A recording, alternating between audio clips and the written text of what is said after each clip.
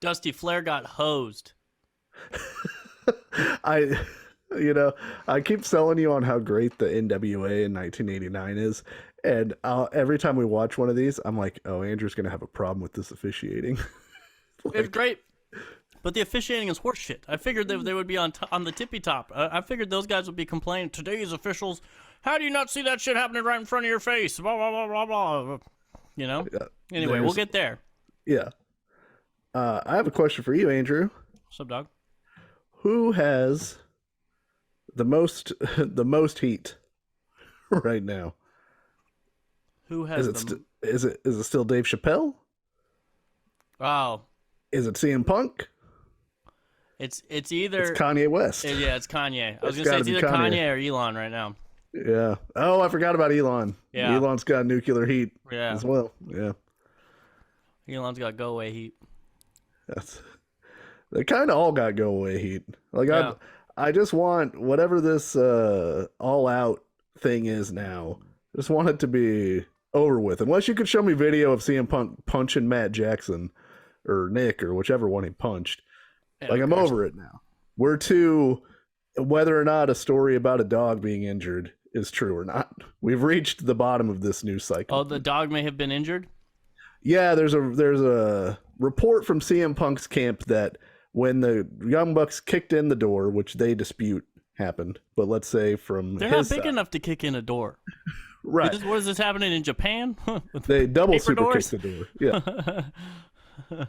That the dog Larry got hit in the face, and then a couple of days later had a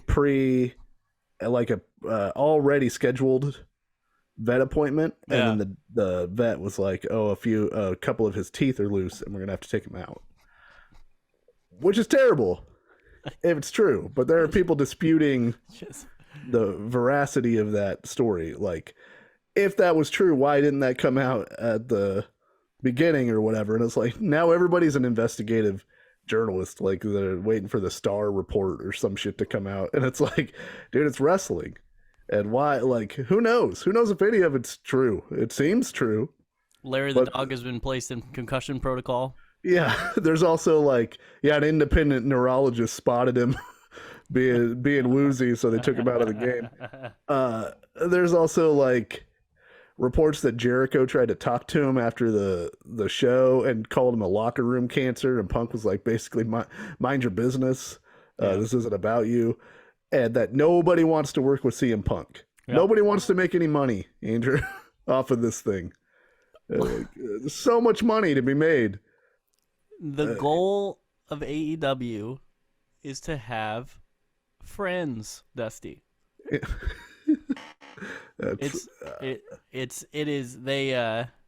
is a giant, man, I watch it and I'm like, man, if this wasn't a circle jerk, holy shit, this could be good. Yeah. Oh man. Well, it's the same as the Smiths, the popular 80s post-punk new wave band that I love. I might have just burped in the microphone. If you heard me, I apologize. I'm not going to take that out. Morrissey sucks as a person, as a personality. I don't like Morrissey. Yeah, he's a Morrissey word, if you know what I mean. Yes, he sucks. Johnny Marr, pretty cool. Read Johnny Marr's autobiography. Seems like a pretty good guy. The Smiths, good. Love the Smiths. They have been offered money to reunite for 30 years. To the point that Coachella one year said, we'll pay you $5 million and we'll make the entire festival vegan because Morrissey's, or vegetarian maybe, because Morrissey's vegetarian.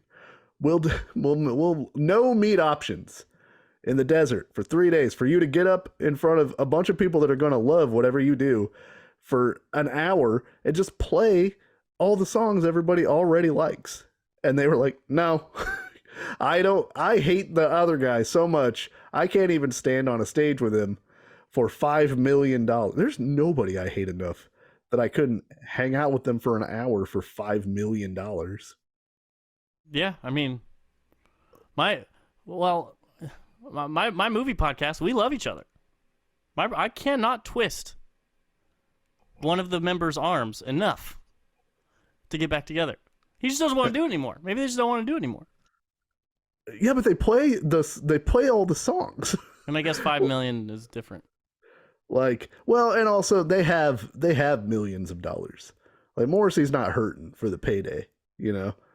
And like, but they all play the songs separately. Johnny Marr plays solo gigs. He plays Smith songs.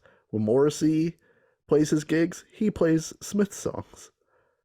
So like, I just don't know, you know, because you hear about like whenever Stone Temple Pilots got back together, they all had to have like separate tour buses because they just couldn't get along outside of the 90 minutes that they were on stage together. And it's like, you make it work if you can make it work. You're telling me that you can't pretend fight to make a bunch of money off of a real situation? Like, I don't know.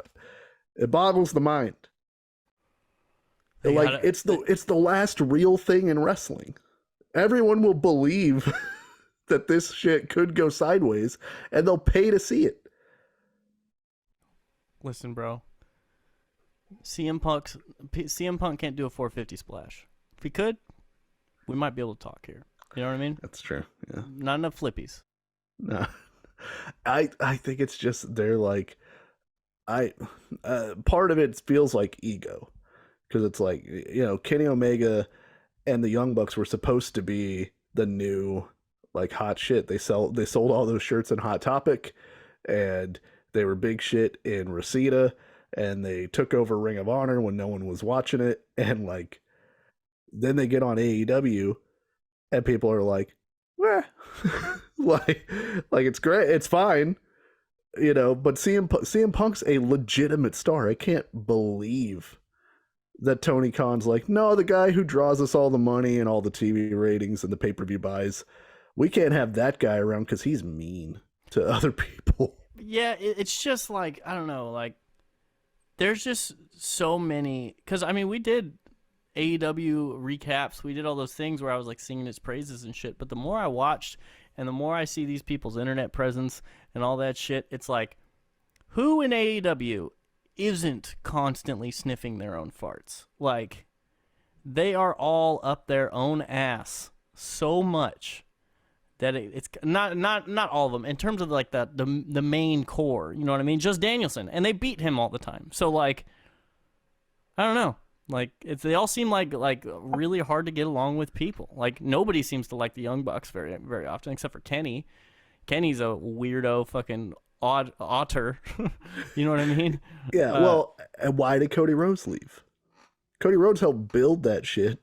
Yeah. from the ground up, and I bet he partially left because there are rumors that he couldn't get along with Omega and the Young Bucks, and it was like Tony Khan is too nice a guy, or is in that circle of influence, or has drank the Kool-Aid or whatever. And Rhodes was like, I gotta get out of here because like they're doing a totally different thing than the thing I want to be doing. Is Cody still nursing his exploded tit? Yes, his pec, I believe, has been reattached. Oh, good. But he will not be. He'll be around for the Royal Rumble. So my money is he wins the Royal Rumble. Doesn't the Royal Rumble winner get a title shot at WrestleMania? They do indeed. So is your money not on one Dwayne "The Rock" Johnson to win the Royal Rumble? Well, The Rock doesn't need to win the Royal Rumble. Rock comes back. You give Black Adam the world title shot. What I'm saying is, like, you know what I mean? Like, the winner of the Royal Rumble gets a title shot at WrestleMania. So, right. You want to do The Rock and Roman Reigns at WrestleMania. So, is Cody going to win the Royal Rumble? And then The Rock shows up and is like, hey, beat it, nerd, stardust ass bitch. Yeah. You know what I mean? You can't really do that. Well, I guess The my Rock thought has to win the Royal Rumble, right? I forgot that it's one belt again. I feel like they've solved that problem before the Royal Rumble, especially if they want to have a guy who's there more. Because the Rock, one, that match doesn't need the belt. No, it doesn't. It doesn't need the belt. Two, Roman Reigns is part-time now anyway, so he's not on all the shows. Yep. And I know that the champion not being on all the shows can be good, but like he's not even a presence on some of these shows. The Usos by proxy are the main event talent on some of these SmackDowns where he's not there. And so, like, you don't need Roman Reigns versus The Rock because Roman Reigns beats The Rock. That doesn't help Roman. It doesn't help Roman Reigns, unfortunately. Like, he's not going to get more over because he beat The Rock. I think it helps Roman Reigns just because it they can replay that shit forever, and it'll get like mainstream headlines. So he's very famous. Like, I'm not saying he's not famous, but you beat The Rock, you get more famous. Sure. It's almost, I think it's bigger than even Stone Cold, because in wrestling, Stone Cold's bigger. Yeah. In the public lexicon and pop culture, nobody's more famous than The Rock. So like, if the most famous man in the world is a wrestler and you beat that guy, you're inherently going to get a little bit more famous, right?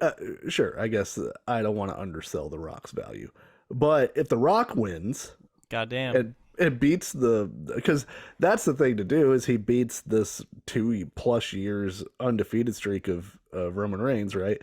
Well, great. Now Rock's the champion, but The Rock's not going to wrestle all the time. He's the goddamn Scorpion King. Or at all, really. Like, he's got to go shoot fast 11 or whatever it is, He can't. Beats him, gets an automatic rematch, 2 out of 3 falls match, loses both pins in a row. Foot under the rope. And then, but, I mean, as much as I would laugh, I would laugh if The Rock beat Roman Reigns. Sure. And then just vacates the belt. Well, because the other thing is, like, the Roman Reigns Rock match is the biggest match you could do.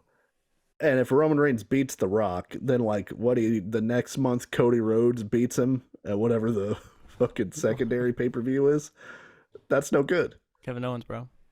Yeah. You really think they're just going to give Cody Rhodes the title? Oh, yeah. They're working on it. Why? If he hadn't got hurt, because I guess that was Vince brain. I don't know what Stardust. Yeah, but now he's Cody Rhodes' guy who started the other promotion. Yeah, so that means that you bury him. That doesn't mean that you fucking give him the title immediately. No, Cody Rhodes wouldn't have left if there wasn't some idea that he was going to be in the main event. Give him like a big push and shit, but you don't fucking give him the title immediately. That's like anti-Vince. Vince will put you in polka dots. Vince put his dad in polka dots. Yeah, this is the revenge story. You know what'll really get him? If we take somebody who wasn't even champion over there, and then they come over here and they're immediately the champion. That makes us look good, huh, pal? He's well, I bet that was Vince brain. Want to make out? And but Triple H, I don't know what Triple H is gonna do. That's the wild card. I feel like Triple H is more likely. I feel like you're like oppositing Vince brain here. Oh no, Vince buries everybody who comes from another organization. And this is the most threatening organization that has existed since the 90s. Yeah, but he steals away, like, arguably maybe their biggest mainstream star. And that gives that guy a huge WrestleMania debut. And then he immediately beats Seth Rollins like 3 times in a row. I think he was going to win money in he was going to win Money in the Bank. And I bet he's going to cash it in. And maybe he loses to Roman Reigns, but he's in the main event program. Like, because his whole story is he wants to win the belt that his dad never won. The WWF title, whenever his dad should have won the title. Shouldn't have said that. Now I never wanted to win it. You can't win something Dusty didn't win. Dusty Rhodes. Yeah. Cody didn't have to wrestle Billy Graham, you know what I mean? Yeah. Come on, man. The superstar. Man, I hope Vince comes over and he facilitates them, and he just he coagulates them and gives them that right title. Up to the top, and then he screwifies them. And then he fucking rip a tens. All right. I got a cat, Dusty. Yeah, I keep thinking it's your cat. It's 100% your cat. That's me. I know. They really. So I'm recording this in my bedroom, and I shut the door because the cats are a menace if they're in here. But now they're being a menace outside, and I keep seeing a little paw coming under the door. That's what cats love to do. Cats will teach you a lesson. They're like, oh, you think this is going to solve it? Guess how annoying I can be, motherfucker. Yeah.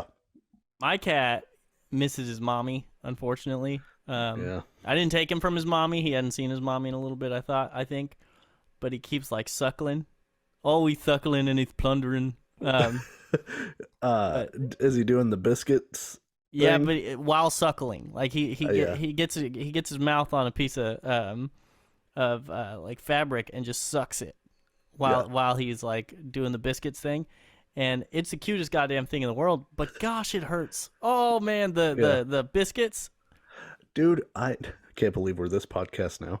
The big cat, the fucking Chungus cat that I had, that one likes me the best, and I'm all for cat on the lap.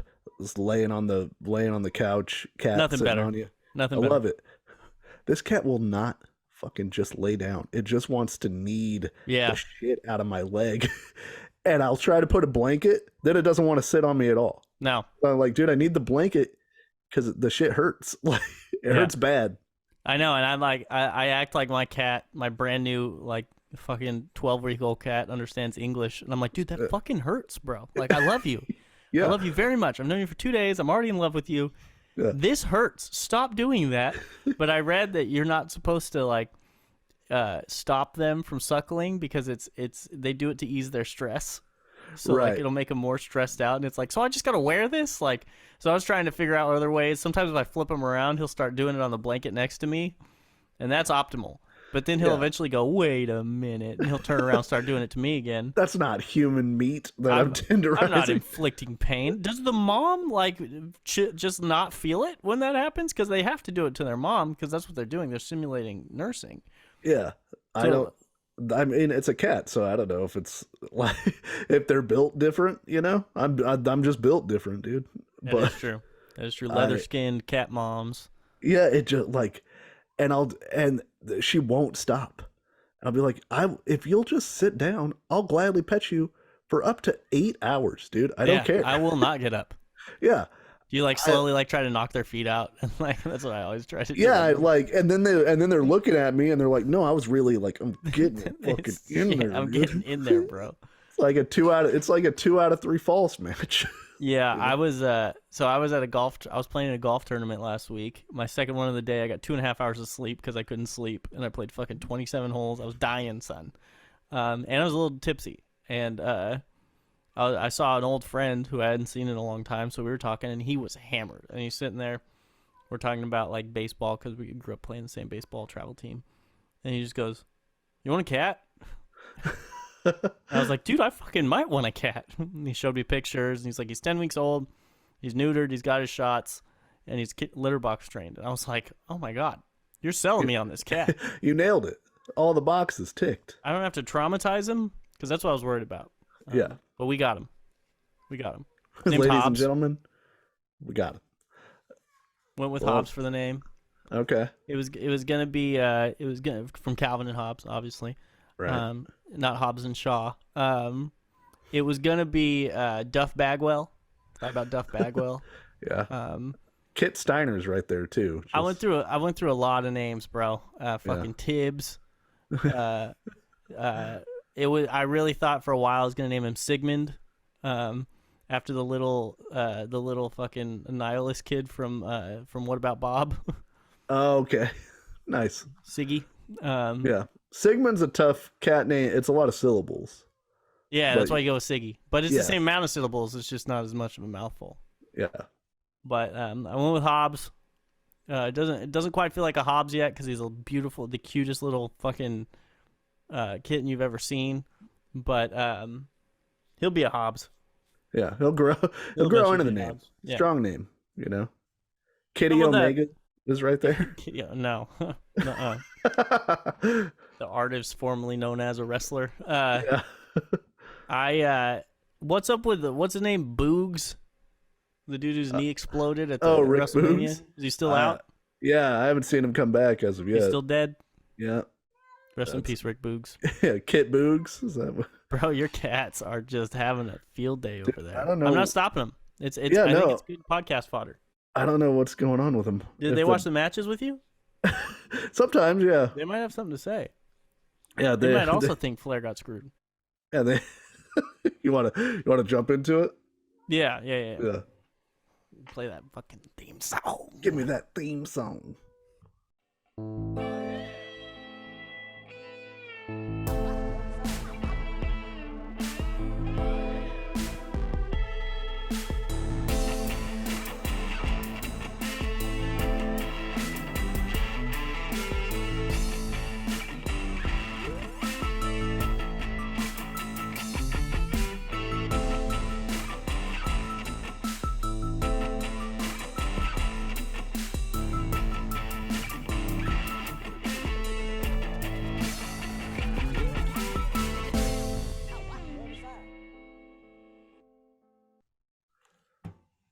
Welcome to Snark Marks, everybody. We're a wrestling retrospective podcast from the Central Valley of California.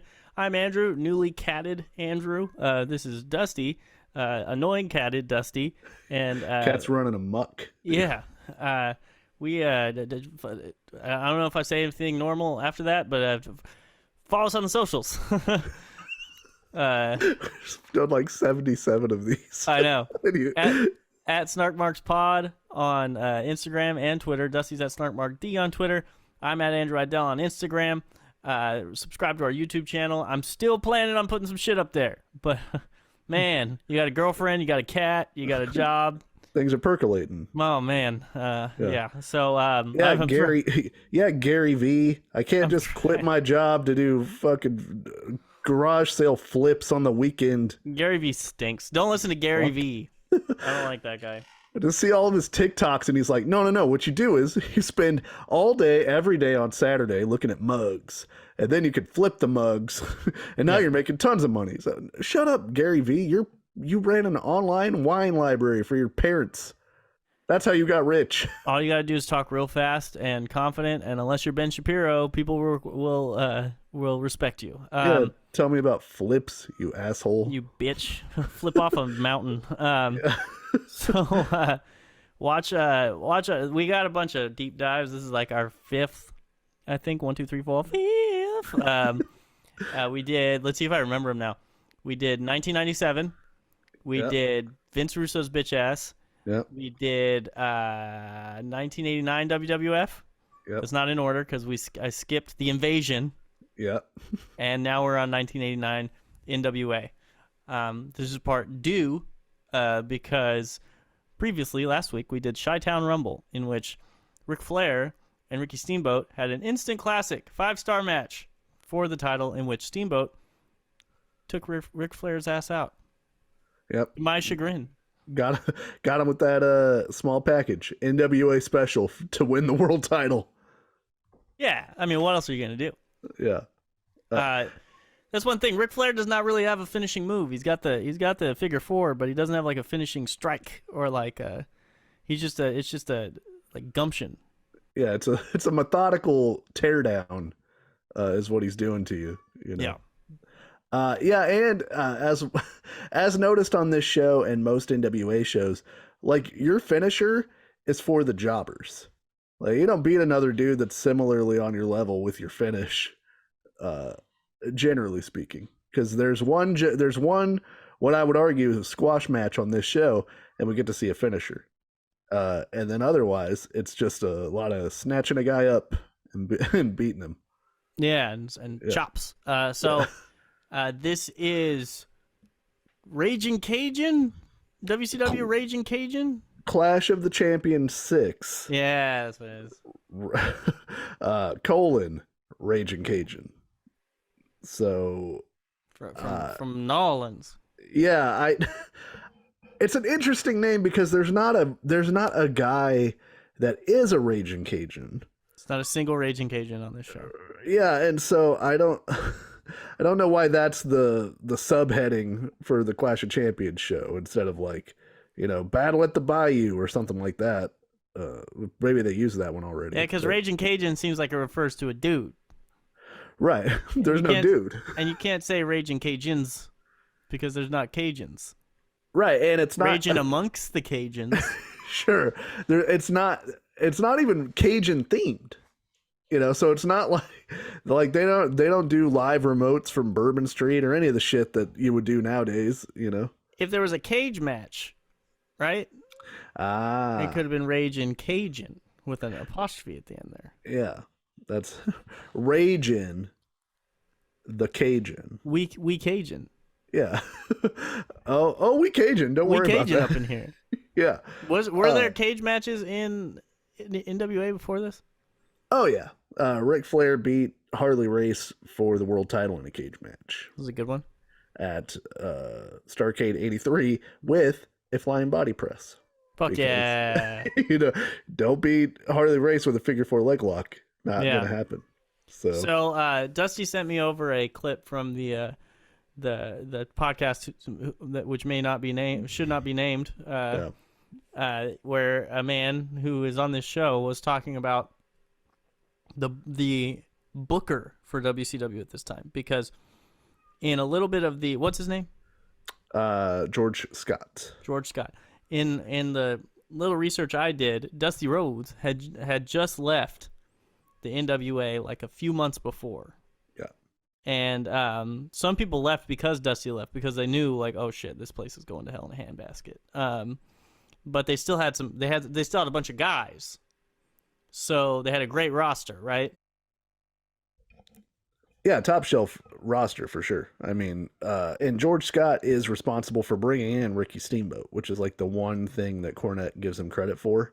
And then the rest of the time he spends just shitting on him hard. Yeah, apparently he was a dick in one meeting, and Cornette was like, I'll spit on his grave.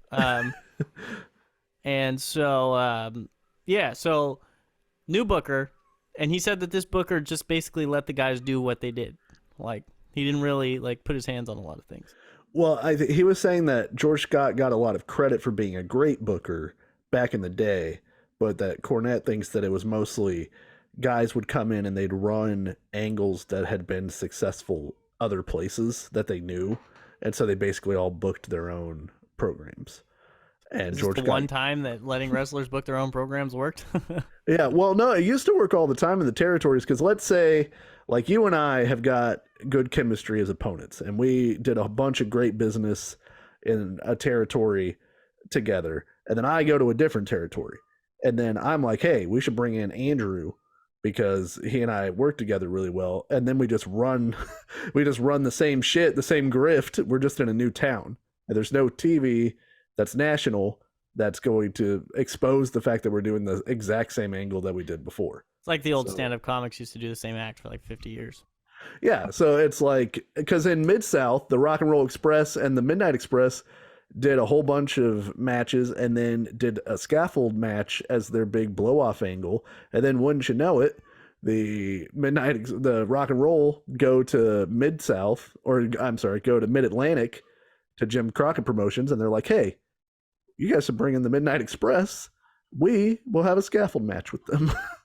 And it did gangbuster business there, because the people watching in New Orleans weren't watching the North Carolina TV. So scaffold match, very interesting, because it sounds dangerous, looks terrifying. Match always sucks.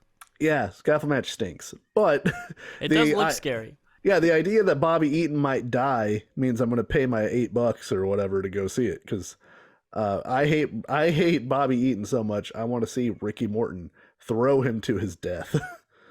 Like, they've been down for that on the bayou. Yeah. Oh yeah, that's Cajun justice right there. And that's definitely Ragin. I can tell you that. That's Cajun justice. So, yeah, my grandpappy threw somebody off a scaffold.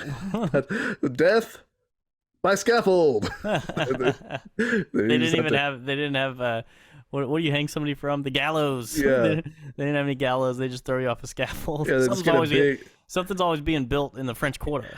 Yeah, they just get a big ass dude to throw you off of a scaffold. So this takes place April the 2nd, 1989, from New Orleans, Louisiana, at the New Orleans Superdome. 5,300 people saw this show in person. If April 2nd, 1989 sounds familiar to you, that is because it is also the date of WrestleMania 5. So I was wondering why that sounded familiar. Yeah. This ran in direct competition to WrestleMania 5 as a free show to fuck with Vince. But I will remind you that WrestleMania 5 is the blow off to the Hulk Hogan versus Macho Man Randy Savage program. Pretty strong main event. Oh, that's the Mega Powers exploding. Yeah. So you're going up against the Mega Powers exploding. Yeah. So undeterred, WrestleMania 5 sold 767,000 pay-per-views. Just barreled on through that tumultuous. Man, what a different show too. Do you know how many matches were on WrestleMania 5? 14, I think, right? 14 matches. Yeah. There were 4 matches on this show that we watched today. Yeah, and we watched WrestleMania 5, and it was bad. It was mostly bad. It was bad. But this show did do a 4.3 rating on TBS, which is still pretty good. Like, if you planned it right, you might have been able to, like, I don't know how people were rolling in 1989, but, like, I would have recorded the Clash of Champions on one VCR in a different room and ordered WrestleMania 5. You know, then you get best of both worlds. Some fucking zit-faced marks did that 100%. Oh yeah, that's like having during the Monday Night Wars, having 2 TVs on at the same time. I got Nitro on one TV, I got Raw on the other TV. I missed nothing, son.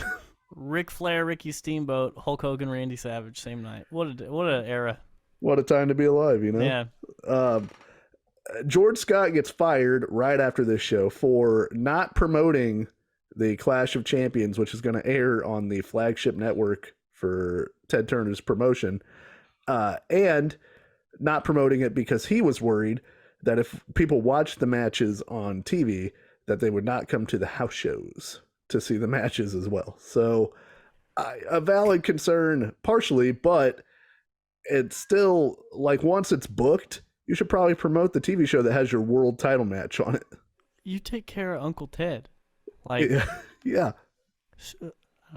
Just buffoonery. It's but he is probably an old school wrestling promoter who thinks that tickets are everything. I mean, they probably were making a ton of money off of tickets at the time, right? Well, apparently the house shows were down. So in all of the markets. So it's 1989 is a weird year for the NWA, because at a certain point in the early 90s, WCW stopped running house shows altogether because the interest in going to a live WCW show was so low. This, I don't think, is the case. I mean, they seem to be doing decent business, but like, you have a pay-per-view quality main event, 2 out of 3 falls, Ric Flair, Ricky Steamboat.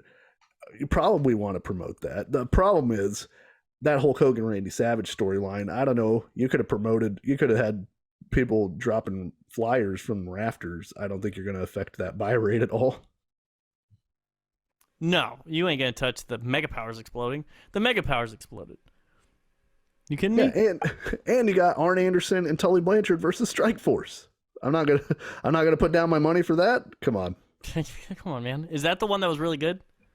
I think that one was pretty good. That's the one where Rick Martel turns on Tito Santana and then earns his ire for the rest of his life. Well, the Brainbusters had a really good match in that run. I can't remember which one it was, though. Oh, that's the Heart Foundation match. The Heart Foundation. Okay, yeah. That's your bellwether for if a match stinks, but because that match only got like 2 stars. Was really good. Fuck Dave Meltzer. Yeah. Well, it's not even. Is that in the Meltzer meter?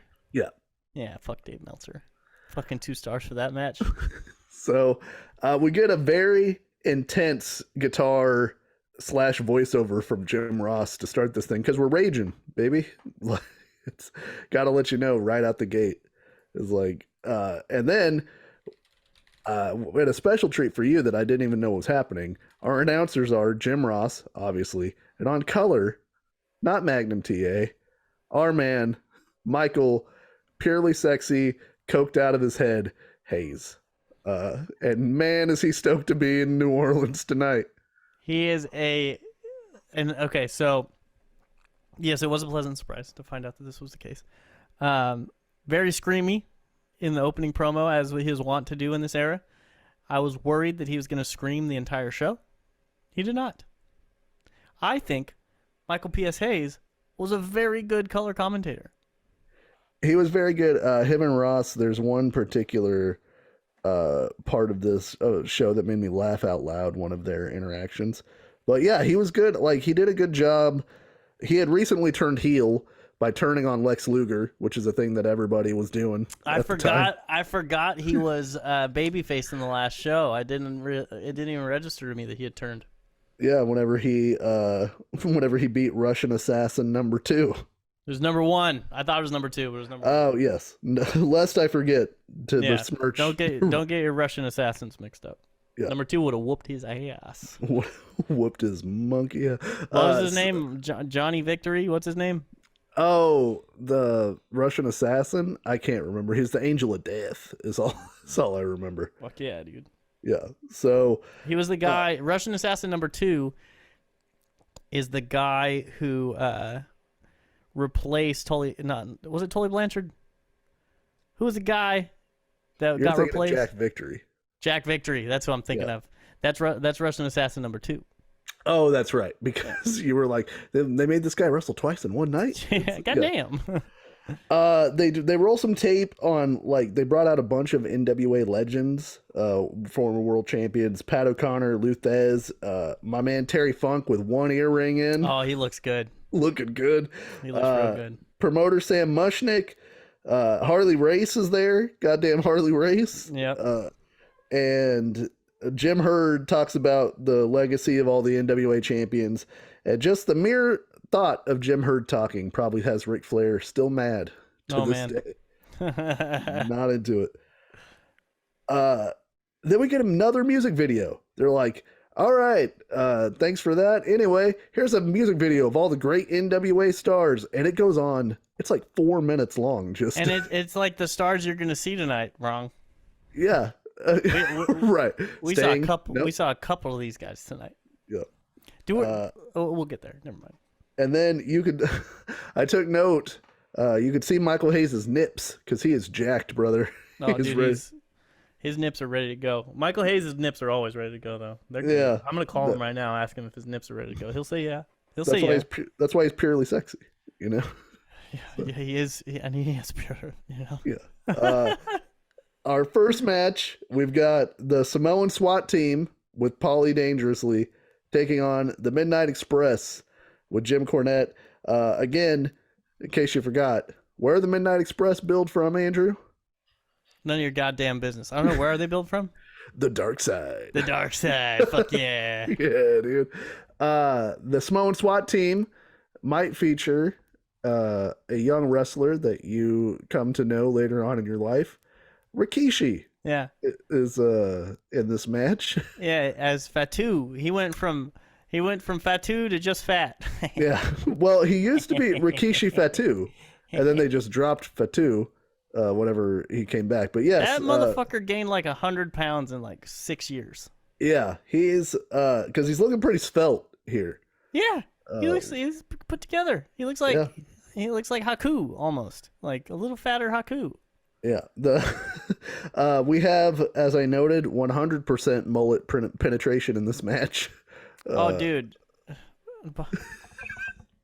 Bobby Eaton's his mullet's almost gross. Like it seems like it's a gross thing to see. You know, like yeah, it's just so much stank on it. And he's supposed to be beautiful, Bobby. I know he is.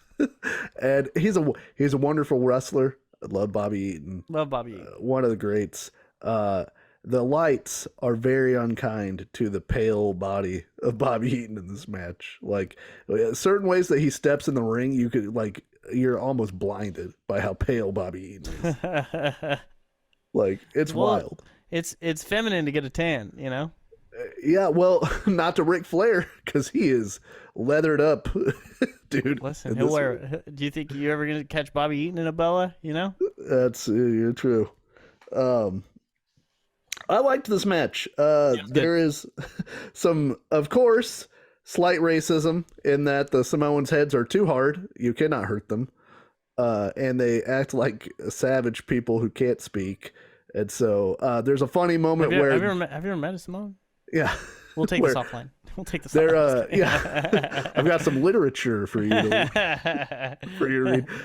There's a funny moment in this match where I think it's Samu wants to bail. He's just like, fuck this. I don't want to wrestle this match.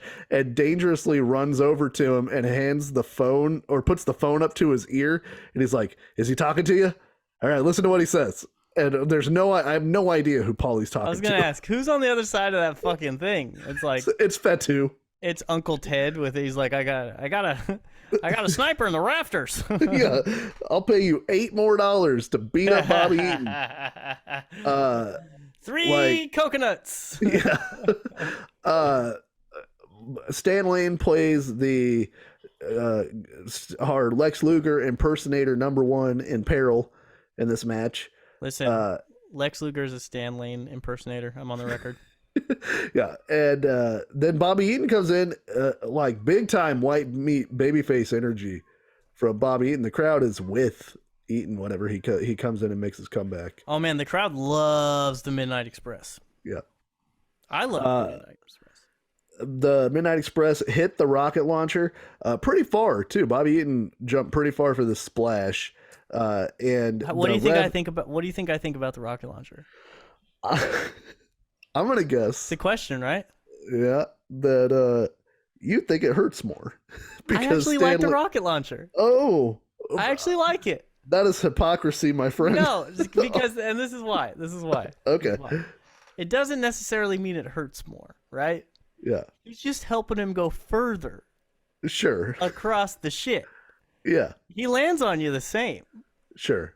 You're just They're not trying to sell it as Stan Lane's throw makes it hurt more. Yeah, I just thought it looked dope, and it like the package pile driver. Come on, right? Package pile driver. Who cares? Yeah, package pile driver's a different thing. Spike pile driver. Come on. Sure. You know what I mean? But rocket launcher and the name, the rocket launcher. You know? Yeah, it's dope. It's a good finish. I like it. And the referee is then trying to get Stan Lane out because he's an illegal man. And while that's going on, I believe it is Fatu uses Paulie Dangerously's phone to hit Bobby Eaton, knocking him out. And that gives the win to the Samoan SWAT team in 20 minutes and 32 seconds. And this match got 3 stars. Thought a good match to open it. It is still long. 20 minutes is a long time to open this show. And it's long considering do you think they, well, I guess we'll get there, but like, do you think they planned on skipping a couple matches tonight? Well, there's an interesting thing that I'll get to with you. So, I feel like they planned on skipping a couple matches tonight. It's a long opening match. The crowd was super hot for it, though. Like, they love the Midnight Express. They were so mad that the Midnight Express got screwed. Cornette and Heyman were really getting the crowd going, like slamming on the mat, and Heyman obviously screaming at the crowd. And at one point, Eaton and Lane switch places when the ref isn't looking, and the ref comes back, is like, "Wait a minute, there's a new guy in the ring," and goes over to Eaton and is like asking him, "Did you fucking tag?" And Cornette's like looking at the crowd like, "Did we tag?" And the crowd's like, "Yeah." And he's like, "Say we tagged." Yeah, you're complicit in our crime. Lie for us. Yeah, if you love us, lie for us. The Midnight Express gaslighting the referee, the whole crowd, and just giving Stockholm syndrome to all the people in fucking New Orleans. I like the Samoan SWAT team as heels. Like a lot of their kicks looked really good, but also like they were really kicking the shit out of Bobby Eaton in this match. Yeah, Stan Lane got smoked in the face on an elbow at one point. I don't know how much it hurt, but it looked like it was stiffer than a normal elbow. But he was like flying at, I can't remember which one it was, but I like this Samoan Super Team. Is that their name? Samoan SWAT Team. SWAT Team. It's kind of weird for it to be the SWAT Team. Yeah, the SST. They're not cops. They're very clearly, Super Team. Go to Super Team. Yeah, Samoan team if you want. Yeah, it's better than the SWAT team. They're not fucking SWAT team. Up next, we got Steve, Lex Luger impersonator #2, Casey. Yeah. Yeah. Versus new favorite on the podcast, the goddamn Great Muta, dude. This fucking guy. With Gary Hart as his manager. I'm gonna get out in front of it. Great Muta rules. Yeah, he fucking rules. He fucking rules. I wrote down in my one, I think, Oh no, I got two notes for this match. One is so the Great Muta keeps putting his hand in his mouth, like his fingers. Yeah. It was weird. It was a little weird. Well, Muta comes out, sprays the green mist up in the sky, sprays Lex Luger in the face, and he's like doing weird Asian stares. Like I call them weird Asian stares because that's what 1989 was like, you know. It's a competitive trance, I'll have you know. Look how concentrated he is. Michael Hayes kept saying. But then, so he keeps putting his three fingers in his mouth and like looking at the crowd like, my fingers are in my mouth, and then doing something to Lex Luger, and I'm not gonna remember his name, and not quite Lex Luger. Yeah, so Jim Ross was like, I really don't know why he puts his fingers in his mouth, and Michael Hayes is like, well, the pitcher, you know, between pitches, he rubs the ball and rubs his forearms, goes to his mouth and things like that. Well, actually, it's none of your business. Yeah. I think what it is, and I might be filling the gap myself, is the mist is supposed to be poisonous. Yeah, so he's getting some more poison out? Yeah, or like it's supposed to have some sort of adverse effect to you, which they don't really sell great in this match because he shoots Scott Casey in the face with this mist right away, and then they have like a 10-minute match. So, but I think hurts Casey for a small moment at least. Yeah, I think it's supposed to be he's like, I'm going back for more poison, and then I'll rake your eyes some more with this shit. So, you know, that would be my guess. But I don't want to... because he's immune to this poison? Because it's in your mouth, bro. Yeah, it's like the Dread Pirate Roberts, dude. You know, you build up a resistance to iocane powder over the years. That's inconceivable. Yeah. I don't want to brush past the fact that the casual racism at the beginning of this match with the Great Muta's entrance should not overshadow how fucking dope the Great Muta looks when he comes walking out in his, really his full ninja shit. Yeah, and I was a little like when I saw him, because I don't know if I've seen a Great Muta match, maybe, but like I don't remember one.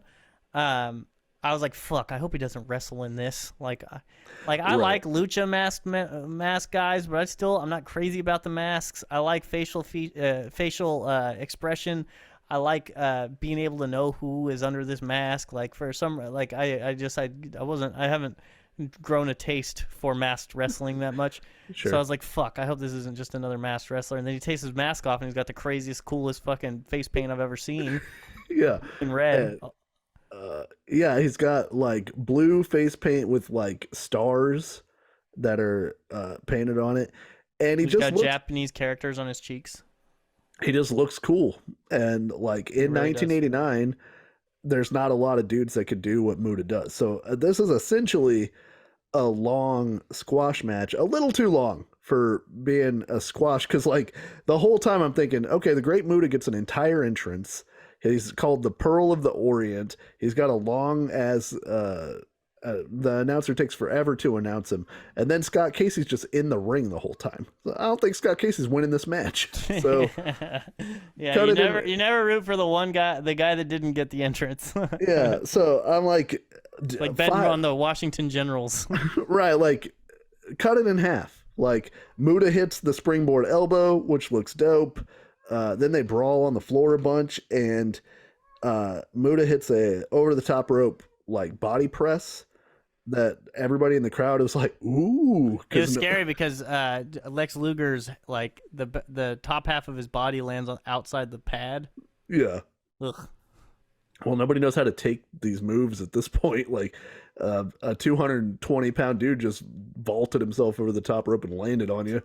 And then Muta hits a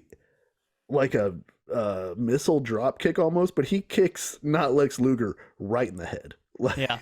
Like it's nasty. Yeah, it fucked him up a little bit. He also had a double mule kick at one point that was just like, holy shit. He's just standing there, and then he's double kicking you in the face with both of his... He's like looking the other way. It's weird. Yeah. He's a bad motherfucker. Yeah, it's I hit him with a cross kick. Bow. Yeah. I think I'm bleeding inside my chest, Great Muta. Yeah. But luckily he has the medicine, which is the moonsault. And the moonsault puts an end to the match for old Steve Scott, not Lex Luger Casey, at 8 minutes 11 seconds. And this got, what is this? 4 stars? Sorry, guys. 3.25 stars. So this it's got better. It's a Japanese guy. Fucking Meltzer, bro. This guy's a maniac, bro. Yeah.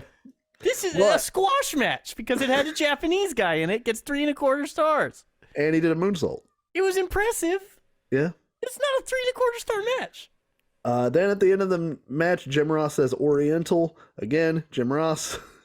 Just love saying it. What did the Midnight Express match get again? Was it 3 stars? 3 stars. It got fewer stars than a squash match featuring a Lex Luger clone. And the Great Muta. Don't forget. Fucking Meltzer, bro. He was on his bullshit fucking 30 years ago. They act like he's changed. Nothing changes, you know? No. Things just stay the same. I wake up every morning and I ask myself. I feel like blasting myself. Yeah. Well, we will see more of the Great Muta in the future, luckily. He's a big part of 1989. Oh, so, good. Yeah, he's a bad motherfucker. Does he did he wrestle in the WWE? He never wrestled in WWE. Is he alive? He's having his retirement match in January. God. How old is he? I believe he is in his late 50s.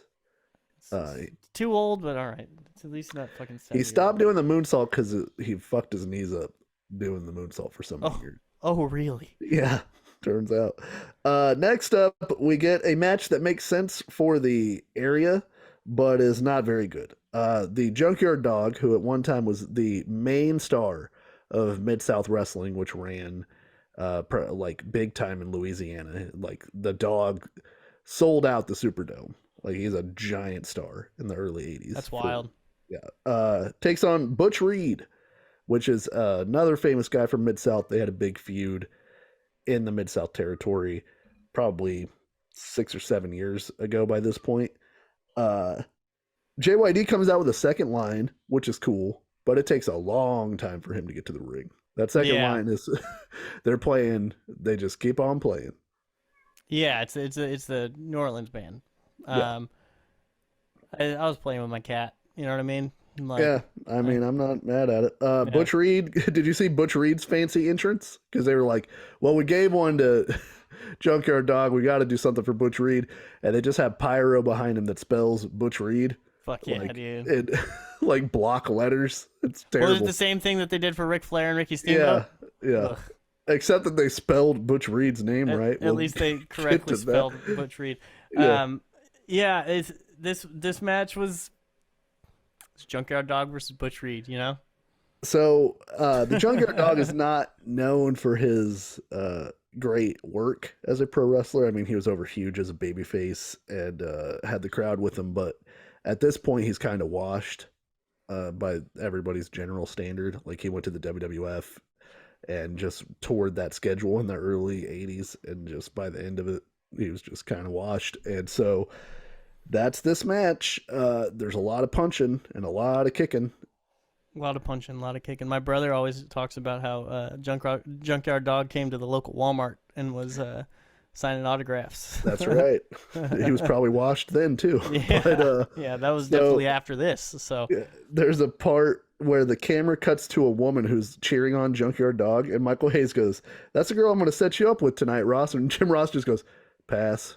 It's my favorite part. Yeah, it was good. Butch Reed hits a big flying shoulder tackle at the end of this match that looked pretty impressive, and that is not the finish because Junkyard Dog gets his foot on the rope, and then Junkyard Dog reverses Butch Reed into his manager and falls over, but then falls on top of Butch Reed, and that gets our pin. In 9 minutes 56 seconds. This got -1 star, and I cannot argue with it. It was not very good. Yeah, it wasn't a good match. It was cool how much the crowd loved Junkyard Dog though, and cool to see him get a win, all that stuff. Yeah. I don't know if I've seen a Junkyard Dog match before. So then we get cut from. These are things that were cut from the show because the WWE Network cut 2 of the matches. So that's what happened. Oh, so because we were promised Dick Murdoch and Bob Orton. Yes, we did not see Bob Orton Jr. defeat Dick Murdoch in 9 minutes and 45 seconds in a match that got a half a star. Oh, so bummed we missed that one. I am upset that we missed Mike Rotunda and Steve Williams of the Varsity Club beating the Road Warriors in 11 minutes and 40 seconds for the NWA Tag Team Championship. That got 3 1/4 stars. Why did WWE Network cut 2 matches from the show? I have no idea. They obviously have no qualms about putting long ass fucking wrestling matches on. Sure, they're doing it currently. Every pay-per-view is 4 hours long. Yeah, we also missed Ranger Ross beating the Iron Sheik in 1:56 for negative half a star. Ranger Ross, was it with Joey Gladstone? Oh, wait, that's Ranger Joe. Yeah, that's Ranger Ross is just a generic army guy. Fuck yeah, dude. Yeah, he defeated the Iron Sheik. The show after this, the Clash of Champions after this played whenever I was done watching this, and I was like cleaning up the house and getting ready to go to sleep, and it was at Fort Bragg, and so it was like, Clash of Champions Stars and Stripes or something like that, and Ranger Ross wrestled a guy named, quote, the Terrorist. Fuck yeah, dude. Yeah, so guess what like, that guy looked like, huh? Yeah, fuck you, terrorist. And that's did they, was it a Middle Eastern guy, or is this what did, I believe it was a dude under a mask. Oh, okay. Yeah, you got that's better. I'm cool with that. Like, at least you're not being racist about it, because like in '97, guess what the terrorist would have looked like? Yeah, you know. Well, they did do a gimmick with South Africans, quote unquote South Africans, in 1997. Remember the Truth Commission? Yeah. How much you hate the Truth Commission? Fucking truth. Yeah, fucking. Yeah, they sucked. The big. Who's the big guy? The big fucking acromegaly ass. What was his name? Kurgan. Fucking jerking my Kurgan, bro. You forgot about Kurgan, Sniper, and Recon of the Truth Commission. The fucking Truth Commission stink, bro. and the Jekyll. Don't forget. The Jackal, bro. Was the Jackal the white guy leader? Yeah, it's Don Callis. Yeah. Kenny Omega's manager. Yeah. The Jackal. So they cut all of that stuff, but they were like, the people want to see the Varsity Club of Kevin Sullivan and Dangerous Dan Spivey taking on the first family of Eddie Gilbert and Rick Steiner with Missy Hyatt for the U.S. tag titles. They know what the people want. 100%. You want the dog-faced gremlin. Not enough Rick Steiner for my taste in this match. Didn't like it. It's an appetizer of Steiner. Steiner. Yeah, thank you. Yeah. Kevin Sullivan is just a weird-looking bastard, isn't he? He's the game master, dude. Dude, he's got some weird... He's the game master, the taskmaster. Yeah. He's like, if the movies for Saw had come out before Kevin Sullivan had been a wrestler, he would make a great Saw-like wrestling character who sets up traps and shit. You could have written that would be fucking sick. Actually, that's what they should do with Bray Wyatt, except for the weird shit they're gonna do. But I would have paid. I would have loved to see like a redneck horror movie starring Kevin Sullivan as the killer. If there was more Florida Championship Wrestling to watch, we could see it, because he's like a creepy cult leader in the Florida territory, to the degree that people thought he was a real devil worshiper. Fuck yeah, dude. Yeah, because it's the 80s. So, but this match, it seems like Dan Spivey knew they were only getting like 4 minutes, and he's like, fuck this, I'm doing all my moves right now. Yeah, he's getting after it. As soon as Eddie Gilbert starts this match, Spivey hits him with like a giant side slam, and then picks him up and does like a tilt-a-whirl slam on him too, and Eddie Gilbert's just getting worked over at the beginning of this match. What are you doing, Dan? What are you doing? Yeah. They hot tag to Rick. Rick hits a clothesline, a power slam, and then they go outside, and then suddenly Eddie Gilbert uses a Gucci bag that Missy Hyatt has, hits Kevin Sullivan in the stomach with it, and then rolls him up for the pin. So, and those are the baby faces. So I don't know. I'm baffled by this match. There's a lot of baby faces cheating in the NWA because even the Midnight Express cheated. Like, Yeah, but Midnight they're Express wrestling are like they're wrestling Samoans who feel no pain. that is true. That is true. The Samoans cheat by genetics. Yeah, coconut heads. Look, it's true. What am I supposed to do about it? You hit their heads together, it doesn't hurt them. That's not my fault that I'm pointing that out. 3 minutes 51 seconds for this match. This got 3/4 of a star. And then while they're like kind of throwing to break, they're like, all right, we're heading to break, blah, blah, blah. Nobody told Dan Spivey, and he just starts kicking the shit out of Eddie Gilbert again, including hitting him with a power bomb, which is like one of the early iterations of a power bomb that I've seen in the NWA. A bit of a scary power bomb. Yeah, Eddie Gilbert did not seem like he wanted to go up for that power bomb. Well, and fucking Rick just wants to help his friend. Like, is Rick Steiner the most crapped on wrestler of all time? He was having a great match in the last week, and then fucking Kevin Sullivan's like, hey bro, I'm torturing your dog backstage, and then drops the microphone and walks back, and he's like, my fucking dog, bro. And then this one, he's like just trying to help his friend who's getting jumped by two men after they win, and he's just starts to get up, he gets thrown out again. He starts to get up again, and Kevin Sullivan just kicks him in the head, like makes contact with his head, and he falls back down, like. Come on, man. Then he grabs a chair and runs the heels off. Yeah, good guy, Rick Steiner. That's pretty much the way it goes. He's got a good heart. He's got a good heart. Rough exterior, soft interior. Yeah, the way. I mean, he's not the dog-faced gremlin for nothing. But inside, I'd buy a house from him. He's a real estate agent now. I kind of want to move to wherever he's selling houses.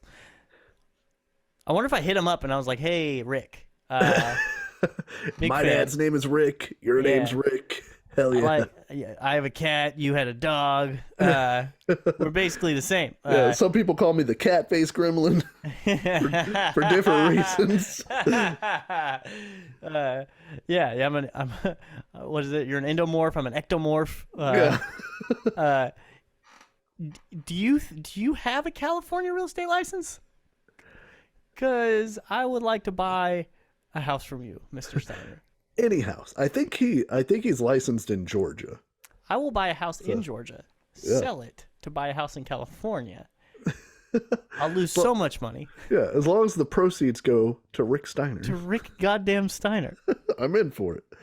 And now we are on to our main event. So this is Ric Flair versus Ricky Steamboat. 2 out of 3 falls. It must be settled, Andrew, after what happened at the Chi-Town Rumble.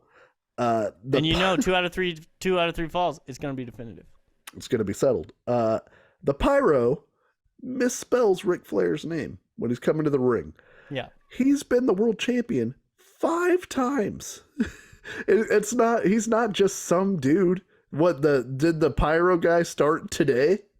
Because that's a big oof if you fuck up Ric Flair's name during the main whoever event. the like stage director was like watching on one of the monitors, and he's like, "Okay, turn the Pyro on." Fuck! Who fucking did that? Jim, you said People you are always knew. like, oh, Steve, you micromanage too much. This is why the fuck I do that. God damn it! I gave you the leash, and look what you did. 3 letters. His name's 3 letters. He's the most famous guy in this fucking whole industry. No, I'm not gonna calm down. It says Ric Flair with a K. My life is over. And he told me. Oh, he told me one more time. He kept saying, I'm the nature boy. You can't misspell my name. And I said, Rick, who's going to misspell your name? You're the most famous guy in our industry. You don't have to worry about it. I'll take care of it myself. It's a K. There's a K in his name. You got a big house on the big side of town. I know. I remember. Get it, Rick. I've always been a huge fan, I told him, because I have. I knew it. I knew I'd fuck this up somehow. Oh, God. Steve, you picked a hell of a day to stop smoking. And he's oh, man. Somebody give me a Marlboro Red. Oh man, I hope he fucking wins this match. Oh God, if he doesn't win this match, I'm fucking boned. So Rick with a Flair comes out, and he's got some ladies with him, obviously. Goes without saying. Yeah. And Ricky the Dragon Steamboat comes out with his wife and his baby, and his baby's wearing a little dragon costume. Just like a little dragon. Just Pretty adorable. It's the cutest thing in the world named Dick Blood. I can tell you that. Dick Blood Jr. I thought to myself, I was like, that little adorable ass dragon's name is Dick Blood. That's like the Simpsons, whatever Bart says, this is the worst day of my life. And it's the worst day of your life so far. Yeah, I said something was the worst day of my life a few years ago. My wife left me, and my dog got parvo, but now there's a K in Ric Flair's name. The guy who was, until very recently, the world champion. I was going to ask him if he wanted to go to dinner tonight. He seemed like he might have been down. He was nice to me backstage, but no, he knows this is on me. And his dinners are legendary. He picks up the tab. It's Ric Flair. He goes downtown. That's where he goes. You spelled the guy earlier's name right. Yeah, Butch Reed. Butch Reed was spelled right. I'm surprised it wasn't R-E-A-D. You fucking imbecile. Oh, I'm gonna choke you so hard when I see you. Damn it. Terry Funk is now on commentary. And it's delightful because Terry Funk is delightful. So he's got like he had Mick Foley's voice before Mick Foley. Well, and Foley does a really good Terry Funk where he says, "All right, Jim, it's a tough match, He's gonna kick the dog shit out of each other." He's so soft spoken for a dude that later on gets in barbed wire death matches. Laying in barbed wire and twitching. Yeah. At an ECW show. At a fucking outlaw mud show. Yeah. There appears to be a humidity problem in this building because Ric Flair and Ricky Steamboat's hair immediately is poofed out during this match. All the tension from the guy that fucking misspelled Ric Flair's name. Yeah. The referee, all the instructions are him telling Ric Flair that he misspelled his name. Don't look behind you, Rick. Don't you dare look. Oh, no, I saw it. Yeah. It got me off my game. That's why Steamboat. That's the only way Steamboat can win. Okay, so, Andrew, you are on the record as generally not being a fan of long wrestling matches. Yeah. What did you think of this match? It was awesome. Pretty awesome. Yeah, it's good. It's really good. They, like I said a bunch in the last match, pacing, man. Like, it took over 19 minutes for the first pinfall. And if you go back to last week, I think I even said it. I either thought it or said it. I think I said it, though, or at least started to say it, where it's a 2 out of 3 falls match, so obviously somebody's going to get a pinfall in the first, 5 minutes, because that's what happens a lot of times. Somebody gets a really quick pinfall, and then it's the slow battle back, right? Yeah. Wrong. That did not happen in this match because Ricky Steamboat and Ric Flair are goddamn professionals, and they slowly got they were wearing each other down. They had stamina meters in their heads. I'm sure they were also getting physically tired, but the first one was a lot more they were both more fresh, and Steamboat dominated because, as we talked about, Steamboat fresh, both guys being fresh. Steamboat seems to be the better wrestler in both of these matches, skill-wise, because he's always got the better Flair in the even exchanges. But Flair's a really smart wrestler, and a really gritty wrestler, right? And he's willing to do whatever it takes to win against this giant, talented guy who is more athletic than him, looks younger than him. I think he is a little younger than him, right? Yeah, and hits harder than him. Yeah. So They tell awesome stories together, man. They're a really good match in the ring. I've always heard of the Flair Steamboat rivalry, and I even belittled it when we started going into this stuff because I really didn't give a shit about Ricky Steamboat in the other matches that I had seen him with, because I'd seen him a little older and not against Flair and all that stuff. Yeah, man, this is about as good as it gets, man. Yeah. This is awesome. So Flair pins Steamboat after reversing an inside cradle for the first fall at 19 minutes and 33 seconds. And the first fall is just these two dudes chopping the dog shit out of each other. Like, it's a lot of chop exchanges and just general, like, feeling each other out. They really, like you said, paced it very well. And Ross and Terry Funk are really selling, like, you have to pace yourself. These guys are in the best shape of their lives. There's a lot of physical exhaustion that goes into a 2 out of 3 falls match. It messes with your head because you don't have many of these types of matches. Most matches are 1 fall. And so I thought, like, Terry Funk does a really good job as one of the commentators, putting you like a color guy for football or whatever. Like, he's been the world champion, so his experience is really invaluable. And I thought he was very good on commentary in this match. Yeah, and he was unconventional. He felt like the guy, like, sometimes fights will do this, sometimes other sports will do it, where they bring in a really high-level athlete to break things down, and they don't, like, put on a show or try to turn up the charisma or do the announcer voice or, like, try to provide, like, real color commentary, but they are adding color to everything, and they're adding context to everything in the context of being an athlete that takes part in this. Like, he was looking at it from a pure athletic standpoint and praising the athletes and talking about the techniques they were using and talking about how things hurt and talking about how you study for matches and all these things. And I mean, he put the whole thing over the whole time. He's like, "This is great." You hear him stop himself for a second, but he's like, "This is the greatest match I've ever seen." Yeah, he's like, people say the Chi-Town Rumble match was a classic. I think this is the better match. You know, like, he's at one point, he just, after a chop exchange, he just goes, "What can you say but ow?" Like, and then the second fall, Steamboat forces Flair to submit with a double chicken wing in 34 minutes and 54 seconds. And the story, to me, of the second fall is they're selling a more aggressive Steamboat because he's down a fall and he knows it. And Flair is starting to really work his leg. Like, he puts him in the figure 4 for a long time, and he, like, chop blocked him whenever they first came back to start the second fall. And he just works the leg a ton. And Steamboat works Flair's leg too. This is the one where Steamboat starts hurting Flair in the legs, and then gets him in, puts Flair in the figure 4, and he's, like, looking for some. He also puts Flair in the Boston Crab. Yeah.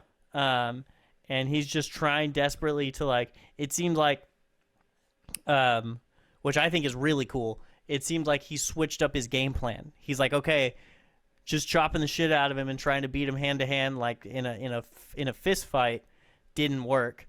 So I'm going to start grappling this guy, and I'm going to start trying to wear him down and start to get him to quit, and that worked. So and Flair is also starting to try to go after a little bit, but Flair really turns on the targeting the legs and trying to hurt Steamboat and disable him early after the second fall. Yeah, and I thought Steamboat, like, I mean, both guys are tired, but I think I said last week too, like, Steamboat sells being physically hurt and exhausted, like, maybe better than anybody. Yeah, he really, I was impressed with how well Steamboat sold the leg injuries. Because Flair went hard after Steamboat's left knee and was like, he put him in the figure 4, and then he's, like, picking up and just yanking his knee, and then he's, like, going on the ropes and coming back and dropping a knee on Steamboat's knee, and, like, Steamboat is as he's walking, you can tell he's walking as if he has an injured knee. He's not like some guys like The Rock. I love how The Rock would sell a knee injury. It's not how somebody actually acts when their knee is injured. The Rock would do the dead leg thing, like you've seen in the UFC a couple times when somebody gets kicked in the knee and their nerve dies, and so they start dragging their foot, like as they're walking, their toes get stuck on the ground, basically. The Rock would do that when he had a hurt leg, and I love it. It looked really good, and he sold injuries pretty well. Like, he would remember it through the match and shit. But Steamboat's looked a lot more real. Like, Steamboat, like, when he would plant on the leg, it would hyperextend, like it would go fully straight. What's it called when you locked, like fully locked? Yeah. And like You know how when you're walking out of the gym and you just fucking ruined your legs and your legs just keep dying on you? Yeah. That's what it looked like. And like even when Steamboat was punching, because he punches from a right-handed stance, he has to plant on his left foot. The more he got hurt, the less he did a stride into his punch, and the more he would punch and then fall into the ropes to his right side, like to stay off that knee and stuff. Like, Yeah. he did a really good job of that. That was impressive. Well, and they didn't do the thing that I hate, which is when like Ric Flair's been working your leg all match, and then you make your comeback, and now your leg doesn't hurt anymore. Your leg's fine, Like, yeah. Yeah, Steamboat really sold it the entire match. Now, when it was 1-1, I know you said you haven't been looking at results. What did you think the finish of the match was going to be? Did you buy the time limit thing that they were selling, or did you think it was going to go to a finish? At first, I thought Flair was gonna win when it was 1-1. I thought Flair was gonna get him with like a crossbody or something. I didn't think he was gonna submit him. I didn't think they wanted to tell the Steamboat quit story. Maybe Steamboat was gonna go unconscious, but I felt like that was too obvious. So I figured he was gonna beat him clean, and then I was like, oh shit, maybe they do a draw. Like maybe they do a time limit draw in this, because that would make sense. Because I bet they run this back, because I know they have more matches. So like, I'm like, oh shit, they're gonna go to a time limit draw, and I was like, that would kind of be a bummer for me because I want to see a finish here. But the finish as it happened, if that whole thing was the plan, it was impressive execution of that. Yeah. So you want to go down the finish? Yeah, so where you get to the third fall, Flair is still working the knee, and then he wraps Steamboat's leg around the or actually Steamboat goes for a move and gets his leg caught in the corner, which looked cool. And he hangs himself upside down, and Flair puts him in the figure 4 for a while, and then they trade body presses. So Flair actually hits the body press for a good near fall that the crowd buys, and Steamboat gets out, and then Steamboat hits his flying body press that had already been used to beat Flair in a TV match, and that gets another big near fall. Some of these near falls were awesome. Like there was a lot of drama towards the end of this match. Yeah, and they're counting down. They're going like 10 minutes remain, 8 minutes remain, and it's like the 60-minute time limit is right on them. And you can feel the crowd feeling like they're going to get screwed out of a finish here. Yeah. And after Steamboat hits the flying body press, he picks him up to try to do the double chicken wing again, but his leg gives out and he falls down, but he bridges Flair and gets his shoulder up, and the ref from his position counts Flair's shoulders down, but Flair's foot is on the rope. So we can see from the camera angle that we have that Flair's foot is on the rope, but the referee is at the front, like towards their head, so he doesn't see the leg. And he counts Flair down and declares Ricky Steamboat the winner, and that's in 55 minutes and 49 seconds. And this deservedly, again, gets 5 full stars, because this match is awesome. It's long. It's probably not to everybody's taste, but they told a great story. It didn't feel super long to me necessarily, because it seemed like they were really fighting, there wasn't a lot of space between the stuff they were doing. They were always doing something interesting. Yeah, same here. I didn't think it felt like it was an hour long. And so did Steamboat get his shoulder up, or was all 4 shoulders down? No, Steamboat's shoulder is up. I know he got it up after, like it was up after the fact, but I didn't know if it was actually up during, because I thought, maybe Terry Funk influenced me a little bit, but I thought Steamboat had been pinned. I thought, because the angle that we get, you see the foot under the rope, but you see Flair land on Steamboat, the referee counts 3. Yeah. And so I'm like, oh shit, did Flair land on Steamboat? Because that would have been a really cool finish if you wanted Flair to win, right? So like, right. Steamboat's got him in the thing, it falls on him, all that. And then he raises Steamboat's hand. I think I literally, like the note I had, it just says what, like with no with no punctuation. But then so because I thought Steamboat's both of his shoulders were down, so maybe I just didn't see that one in the other ones. But then they're like showing the replay, and then you see the foot under, and like I said, really well executed if every element of that was what they wanted to happen. And I think it was. Yeah, I think Steamboat gets his shoulder up barely on like the 2 and like the after the 2 count. Okay, yeah. So, because the ref's counting both of them down if all 4 shoulders are down. And I know it was Steamboat raises I know it was all his. 4 at first, so yeah. But they did that because we come back from commercial and Jim Ross is backstage with Ricky Steamboat, and Steamboat, they're like, how do you feel? And he's like, hey, it's great. I beat Ric Flair. It was a great match. But now, like, I got to put Ric Flair in my rearview mirror. The Turner Broadcasting's telling me about all these other great opponents that I have to take on. And I'm ready to do that because I'm the champion and I've proven it. And then Jim Ross is like, well, we have some replays to show you. He's like, and Steamboat's like, what do you mean? It's like, well, Ric Flair's foot was on the rope. Replays. And Steamboat's like, well, I guess if his foot is on the rope, well, I got some stuff to think about or whatever. And then they show... Yeah, go ahead. They show the replay, and Steamboat, I actually really liked, he's talking about how, in secret, he had been working on the double chicken wing as like a move to pull out of his bag as like a last resort, because he knows that Flair's back is always a target. And he's like, so I've been working on... You know, I went to the gym. I've been training the double chicken wing, just putting motherfuckers in this move, making them tap out. And he's like, I busted it out because it's not a normal move that Steamboat does. So it's like, I liked that explanation because it seems like what a real athlete would do. Yeah, and that's what I can't remember if it was Funk or JR that was talking about that when he put him in the Boston Crab too. I think it was JR. Saying like, you got to think that this is a good move to put Ric Flair in after the plane crash he was in that broke his back. So yeah. And then he's like, okay, so I get him in the double chicken wing.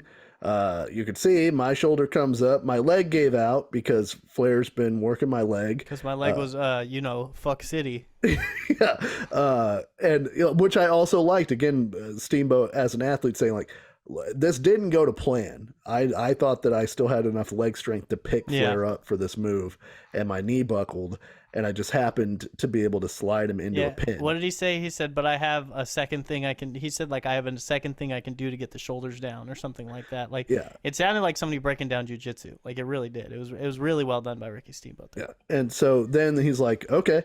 And then they reverse the thing, and you see Flair's foot clearly on the rope. And then it goes back to Steamboat, and he's like, well, I mean, if that were me, I'd be pretty pissed. I'd probably get my lawyers to...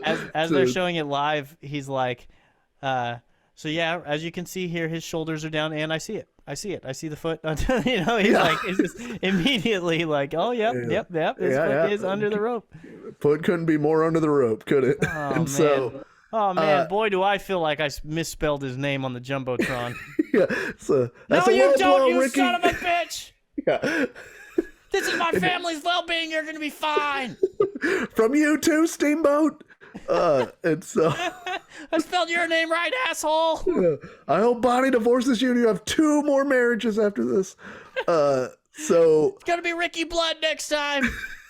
So, it's an interesting thing because in the 2 matches we've watched, Steamboat has won both times, and in both of his interviews, he's either like not been able to speak because he's been champagne blind, or he like has to reveal that he now knows he didn't actually win. Yeah. And so he's like, yeah, at the end of the show, he's just like, well, yeah, I guess we got some stuff to talk about. Anyway, I guess I'm still the champ, so that's the way that goes. Really hoping to fight Russian assassin. Well, and I think he even says at the beginning, he's like, Flair's foot was under the rope, and he's kind of like, well, tough shit, like sometimes the referee misses stuff. Well, yeah, that's what he said. He was like, he's like, well, that's how it goes in this industry, like, and then after he was like, well, we got some stuff to talk about. I'm sure I'll be hearing from his lawyers and all this stuff. And he's like, but I still feel like if you get your shoulders on the mat and the referee counts you out 1, 2, 3, the other guy was better that night. It's Yeah, like, yeah, right. that is true. That is true. That's also not how it works. You can, Yeah, you see, yeah. not how it works. You see, because Yeah, I ran out of bounds and then ran back in bounds. But if I end up in the end zone with the ball, I still think that's a touchdown. So could have tackled me. Yeah, Yeah. because at one point Ric Flair had him in the figure 4. Steamboat rolled under the ropes. Guess who Yeah. let go? Guess who let go, Rick? he's a man of Me, honor. Ricky. Yeah. So anyway, that is Clash of Champions 6. We missed 2 dark matches. That was Lex Luger, actual Lex Luger, versus Jack Victory. I'm sure you're upset that we didn't get to see that. Did he put him in the torture rack of doom? No, because Michael Buffer wasn't there to. This was to pre-rack announce it. too, right? No, he's doing the torture rack, but it's not the. It's not like his big move. It's not his big thing. No, Yeah, it's okay. like power slam, clothesline, that sort of stuff. Big flex. Yeah, Like just a big O flex. Look like the bad guy from George of the Jungle.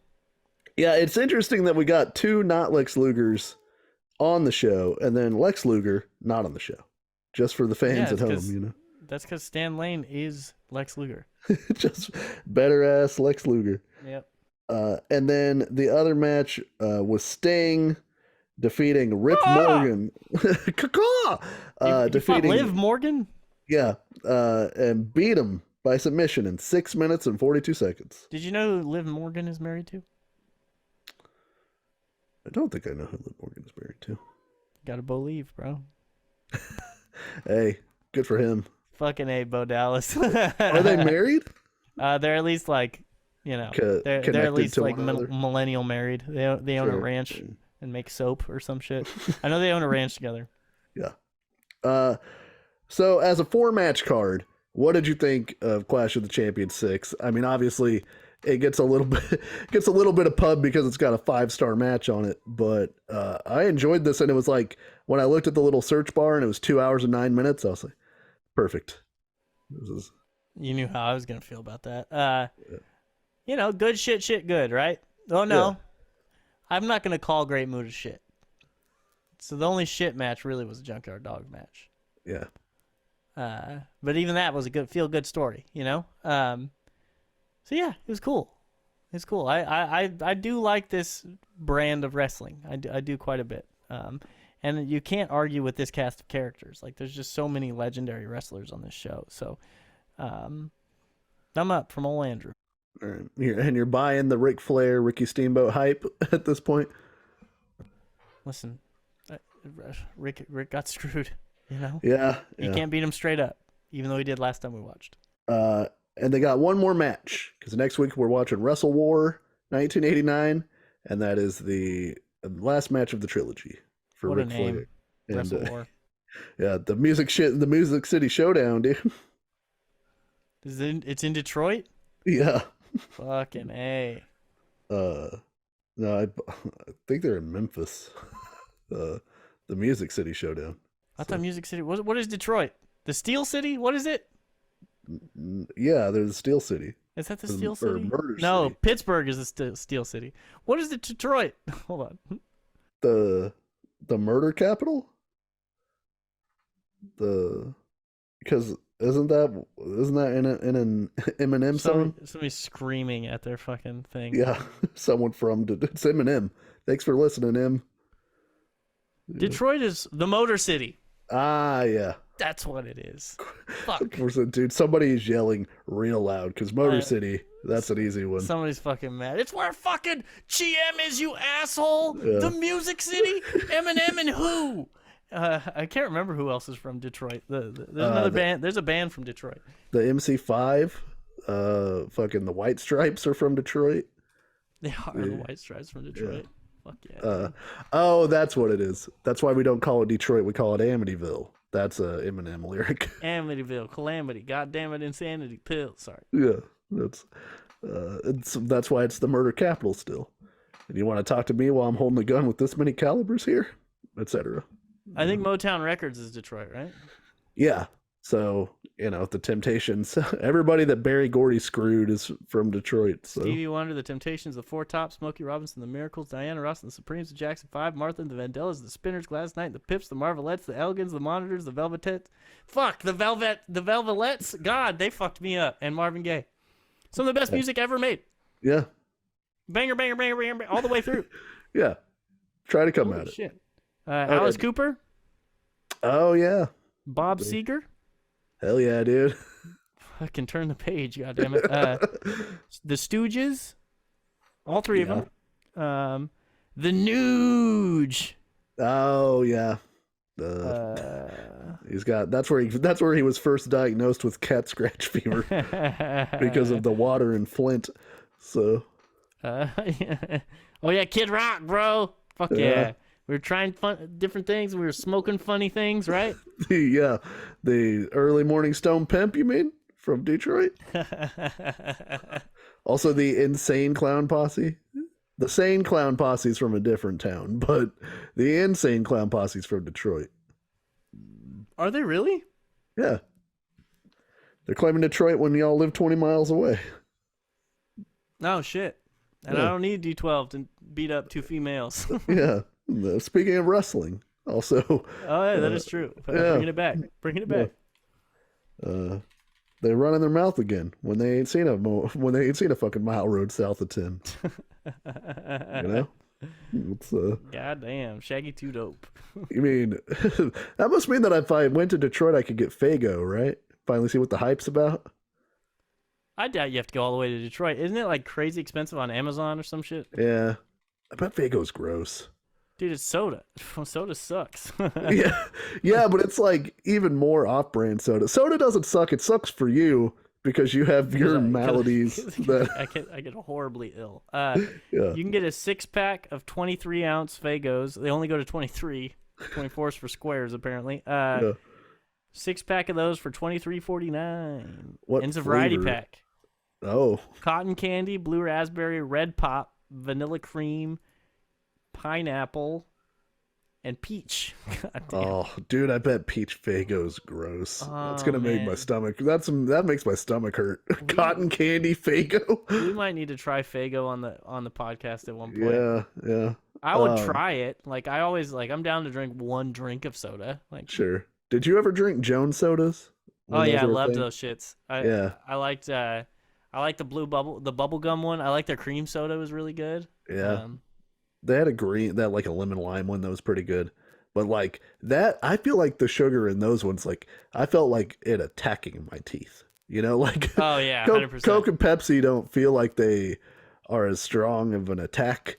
But that shit, when I drank the bubble gum one, I was like, oh, this is straight to cavities. This is a different level because you would you could feel the crystals under the lid, under the top. Like when you screwed the lid on, it felt like there was sand inside the thing because there's sugar crystals on the. Oh man, they're tasty though, and they had the coolest.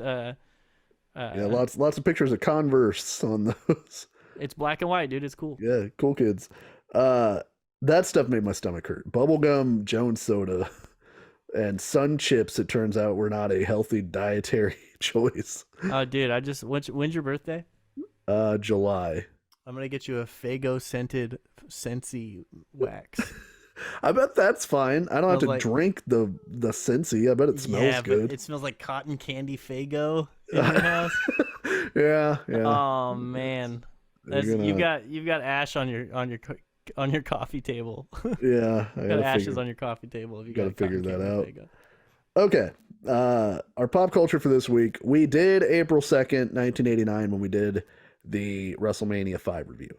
So, the number one movie that week was Rain Man, starring Tom Cruise and Dustin Hoffman. So what I did was I went to Rotten Tomatoes and found the highest and lowest scoring movies for each of those gentlemen.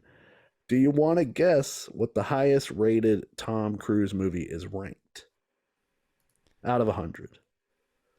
Okay, so this is the 100 what? The rating is 100%, right? What is the okay. highest rated Tom Cruise movie out of 100? Oh, I don't need the... It's close. Mavericks Close. 94. But Something just beats that. just give me the percentage, not even the movie. Oh, 97. Mission Impossible Fallout has a 97% on Rotten Ah, Tomatoes. look at me. Look at me. I have not seen a Mission Impossible movie. I know I'm fucking up. They're fun. Yeah, I know I'm fucking up. I am completely open to watching one, but I probably never will. Well, it's one of those like we got to go find the bullshit. Here's the bullshit. Oh, The we lost the bullshit bullshit. is an impossibly impenetrable place. Yeah, Gotta the send bullshit's in an impossibly impenetrable place. Send the short guy Yeah, who rides the motorcycles. yeah. But like the stunts are dope, and of course Tom Cruise, like he redefined his career as guy who does crazy stunt, because the Scientology thing was working out bad for him. So he's like, okay, I'll just climb the tallest building in the world, Yeah. and I'll do it for real, and then people can't talk shit about Scientology anymore See? for some reason. See, I broke my ankle. Give me $50 million. Yeah. Okay, Tom. What We do like you you again. What do you think the percentage is on the lowest ranked Tom Cruise movie? Oh man, I'm trying to think of a bad movie. Do I know of this movie? Do you think? It's possible. I think you've heard of it. I don't know that you've ever seen it. It's an 80s Tom Cruise movie. So Oh yeah. 43%. 9%. Oh fuck! For the movie Cocktail with Tom Cruise, God damn. where he plays a cool bartender. Oh yeah, I've seen him doing the flippy shit. He does the flippy shit in that movie, right? Yeah. Dustin Hoffman. Most of the time where like you do like a normal everyday thing, but some guys do it flippy, is stupid. Yeah. Well, it's like, I think it's supposed to be the dude. It's supposed to be about the dude who started TGI Fridays, because I think he's supposed to be the guy that they credit with doing that like flashy bartender stuff, where he like rolls the bottles over his shoulder while he's making you a Manhattan or whatever. Just make my drink, dude. I don't need. It doesn't make it taste better. Probably makes it taste worse. TGI Fridays, every day it's Friday. It's the whole place is built on a fucking stupid office joke. Yeah. Oh, How you doing, Jan? Oh, wish it was Friday, huh? It's a big thing I realized today. I was walking into work with somebody and they went, "How are you doing?" And I went, "Well, it's Friday." And I Yeah. was like, I'm that guy. I fucking did it. I fucking did it. I didn't want to. I know. Yet here I am. It is almost if any of you have never worked in an office, that becomes the how you doing. Like the Friday jokes, you have to resist them to not do them. You have to be actively anti Friday jokes. Yeah. Or you're going to do it every once in a while. Especially when you go like, "Hey, it's Friday and it's payday. How much better could it get?" You know. Goddamn. Yeah. And you say goddamn and you get in trouble for saying goddamn. Yeah. Then I got to go inside and listen to "Crazy" by Gnarls Barkley. All right, Dustin Hoffman. What percentage do you think the highest ranked Hoffman movie is? Oh, it's got to be Hook. So, You don't want to look up the Rotten Tomatoes score for Hook. That will make you actively yeah, it's probably upset. not. It's probably not good. Yeah. It's probably not good. Fuck, I don't know. Tell me what movie it is. It's a movie you've never heard of called Little Big Man. Oh fuck. What sucks is that's not good. Right. Big Man is not a good movie. Yeah. It's ranked higher than All the President's Men. I want to say 80 something, but since it's the highest, Yeah. we go 94. If it were All the President's Men, you'd be correct. Oh, All the really? President's Men has a Goddamn. 94%.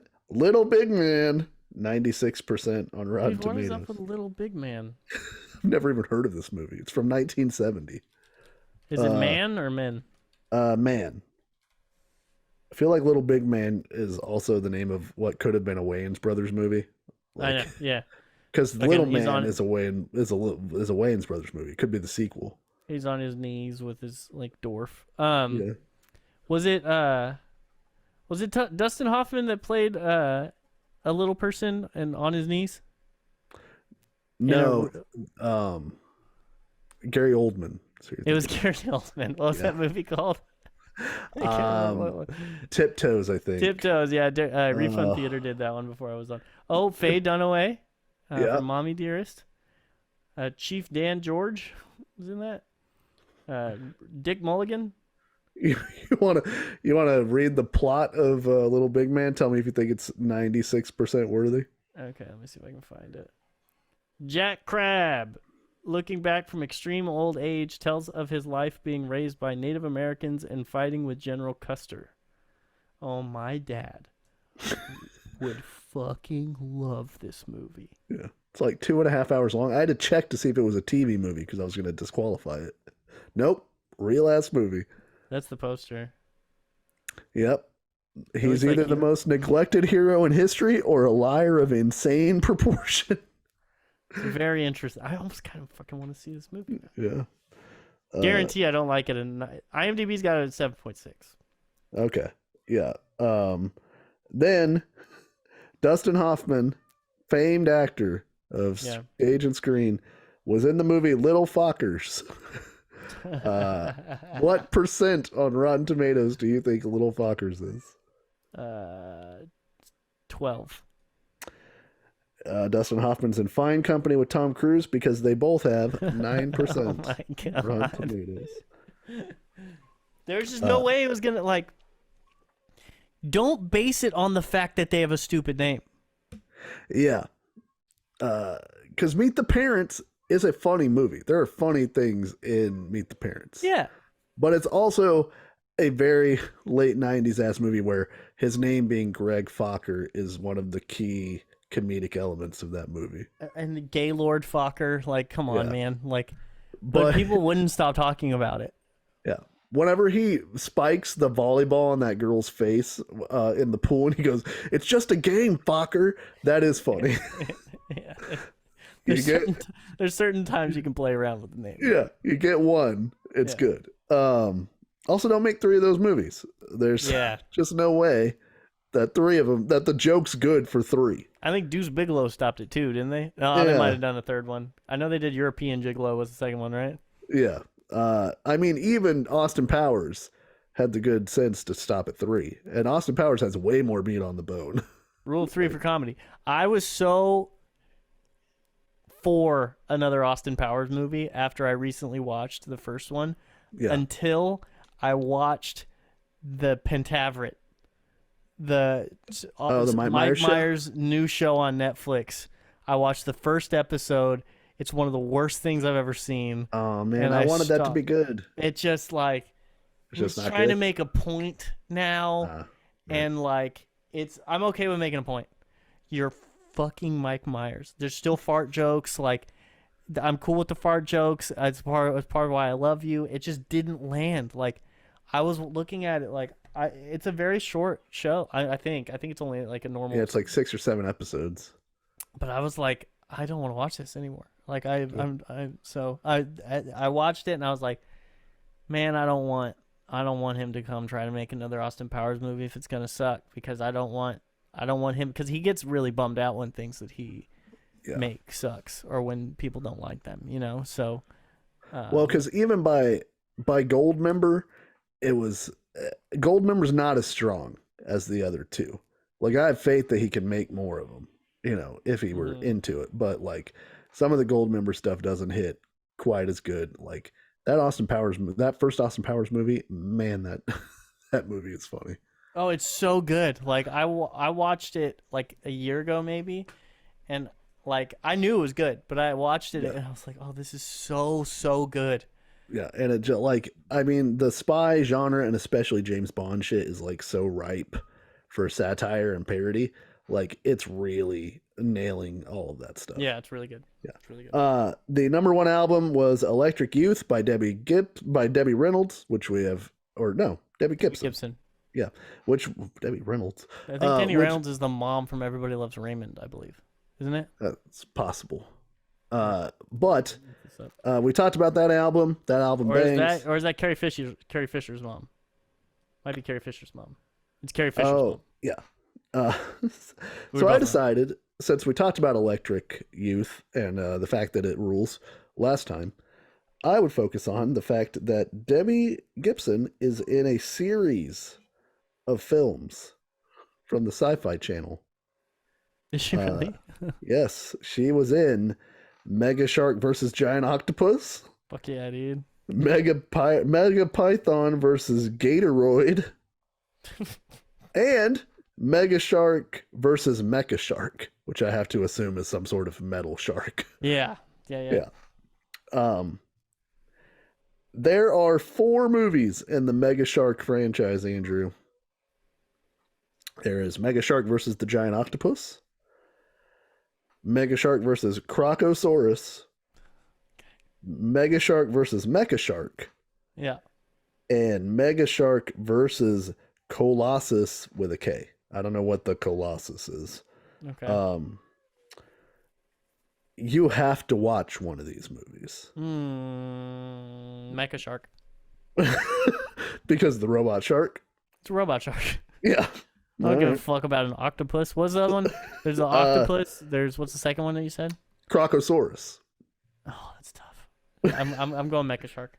Okay. Where are you going? Crocosaurus does have Jaleel White in it. Crocosaurus. Wait. How Debbie long Gibson's- is he in it? It doesn't say. He is the #1 build actor. So If he's not just like how Stan Lee dies in those Yeah. movies, if it's not that, I change my vote. okay. But if Yep. if it's that, I'm watching Mecha Shark. Okay. But otherwise, Crocosaurus. Yeah. If Jaleel White's in it for, say, 45 minutes or more. Yeah. Yeah. Okay. That is the one that doesn't have Debbie Gibson in it, though.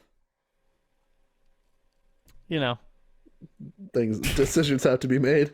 I like Debbie Gibson, but sure. it's Jaleel White, bro. Those movies are made by a company called Asylum, which is famous for making Horseshit. mockbusters, Yeah. fake blockbusters. Did they? Okay, so they're the ones that make the fake ones. Did they make Sharknado? No, that's a different different group of guys. They made Snakes on a Train, the Da Vinci Hunter, or the Da Vinci Treasure, When a Killer Calls, 666 The Child, which I think is supposed to be The Omen, followed by 666 The Beast.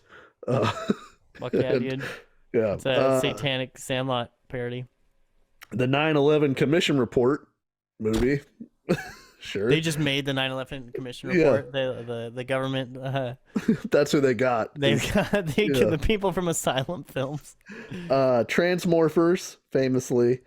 AVH, Alien versus Hunter. Fuck yeah, dude. In 2012, Doomsday, followed by 2012 Supernova, and 2012 Ice Age. So they covered all the bases just in case one of them happens. Yeah, well, there is a 2012 movie with John Cusack that's a terrible movie. Yeah, that movie should have been called Almost Dying because it was just a bunch of near misses. No, that movie, you missed the headline. That movie should have been called "There's a Noah's Ark plot point in the second half of this movie for reasons unknown to everyone." That would be a funny name for a movie. Hey, watch out. It's secretly Noah's Ark. It's the name of this movie. And our #1 song this week is Eternal Flame by the Bangles. Andrew, can you name any of the top 5 Bengal songs that are on Spotify? You've got a good shot at 2 of them, I feel like. Oh, fuck. Not counting Eternal Flame, which is, for some reason, the #1 song. That's the one I don't know. No, because the first thing that popped into my head was the B-52s. I get the Go-Go's and the Bangles mixed up. Okay. You know? Walk Like an Egyptian is the Bangles. Yeah, see, it's the same type of shit. Yeah. Hazy Shade of Winter, which is a dope song. I don't think I know that one. In Your Room, and then one that actually plays on the playlist at my work, which is another puzzling choice, much like Crazy, Manic Monday by the Bangles. Ah, man. I wish it were Sunday. Yeah, so do I. Why? Because then I wouldn't have to be here at this horse shit I wish job. it were a Saturday. Why are we hope if we can wish? Sure. Why are we? I wish it was a Friday night. Yeah. Furthest time away from Monday. Or why not? It's just another Manic Monday. I wish that the workers controlled the means of production so we didn't have to work 5 days a week. I wish there were a 4-day week. Yeah, I wish we didn't still hold on to Henry Ford's outdated model. A little bit more maternity leave. Yeah, why not just pay me for the hours I do my job? Like, that's... I could do this shit from home for really easy. Yeah, this shit takes 2 hours. Spend the rest of my day researching Clash of Champions.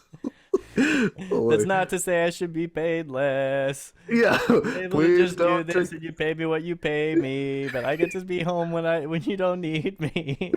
Yeah, let's get rid of the archaic idea that working harder is somehow better.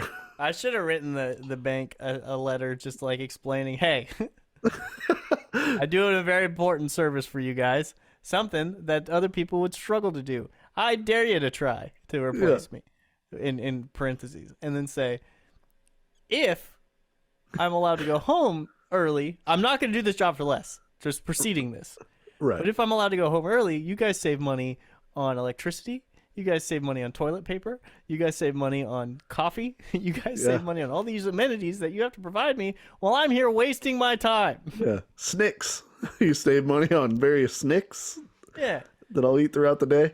And I don't have to pretend like I'm not posting on MMA forums. Yeah. I'll do the same shit for the same money. I just won't be here as often. How about that? Yeah. How about I just do it, and when I'm done, I'll just go home. Because, listen, I promise you, I'm not trying to find other things to do. I know you're looking for people that, like, when they don't have anything to do, go look for something to do. No! Why would I do that? Not your guy, pal. You're not paying me enough to do that. Are you kidding me? I believe, as I have so famously put on this podcast before, you currently pay me do stuff money. Yeah. And I'll do all the stuff you want. But I'll find the most effective way to do it so that I can do it faster, so I don't have as much to do. I should not be penalized for that.